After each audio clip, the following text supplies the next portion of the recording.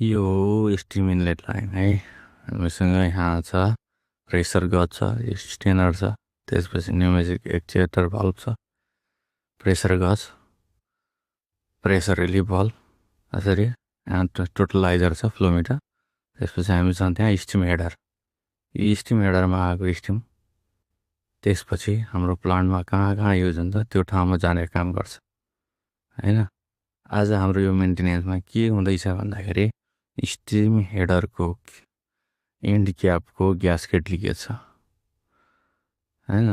त्यही भएर त्यो खोलेर घुमाइए न जवान, अभी क्या है, घुमाइए। ग्यास्केट चेन्ज गर्नु लागिरहेको अवस्था छ। 3 जना होनहार छन् यहाँ, राम सकल, त्रिभुवन और राजू। जावस हाँ बढ़िया हो रहा है।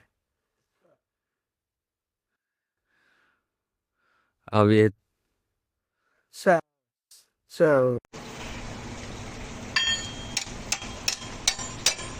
उधर लगाइए ना, एक और लगाइए। यो हाम्रो स्टिम हेडरको एन्ड क्याप है।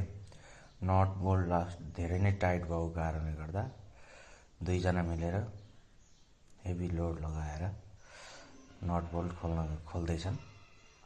यो खोलिसकेपछि देख्न सकिन्छ यहाँ नम्बर अफ नट बोल्टहरू लागेको छ। सबै खोलिसकेपछि हामीले यो भित्र ग्यास्केट लागेको हुन्छ, त्यो ग्यास्केट सफा गरेर लगाउनेछौँ। यसरी यसको नट बोल्ट खोल्ने क्रम जारी नै छ। नट बोल्ट खोलिसकेपछि यसमा भएको पुरानो ग्यास्केटलाई क्लिन गरेर मात्र नयाँ ग्यास्केट लगाउनु पर्ने हुन्छ। देख्न सकिन्छ खोलिसकेपछि यस्तो हुन्छ।